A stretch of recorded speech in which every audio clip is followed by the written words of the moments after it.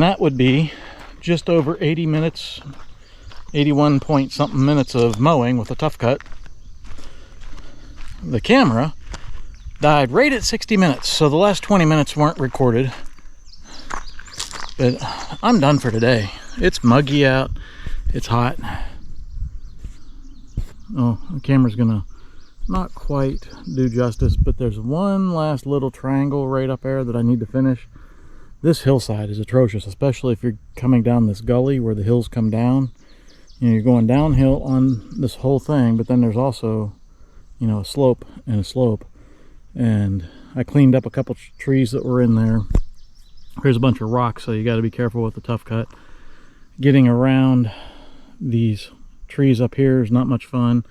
I got a bunch on the backside up over the hill of that tree, and then top, you know, there's a whole row of trees here. The top trees, I got a bunch back behind there. But I also came back behind the cabin and cleaned up a little area. So let's go take a look at that. This is an area behind the cabin.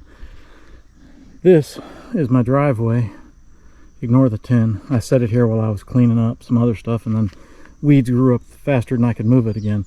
But this is my driveway that goes down to below. This hillside here is incredibly steep, and then there's a flat, and then it gets steep, and then there's a flat. The Ventrac, it's so short and tight turning radius, I could come up and let it tip over the front. Now this down here at this end, that was 30-ish degrees. That was interesting. But then as you go up, it got to 27 degrees. But it was actually so short up here that the front tires would slide on me, because the tough cut would go up and the front tires would be in the air a little bit, so I'd slide. So it was interesting, but it did a good job. Junior got this whole mess faster and easier than I've ever been able to. Typically, I get a push mower and I start up there and I push it down, pull it back, push it down, pull it back.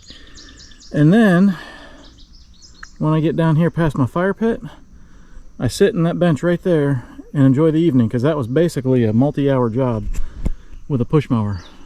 The Ventrac made that 10-15 minutes, because I was 60 minutes when the GoPro died, and I still was working on that other hillside, so I didn't spend a whole lot of time back here, and it looks good.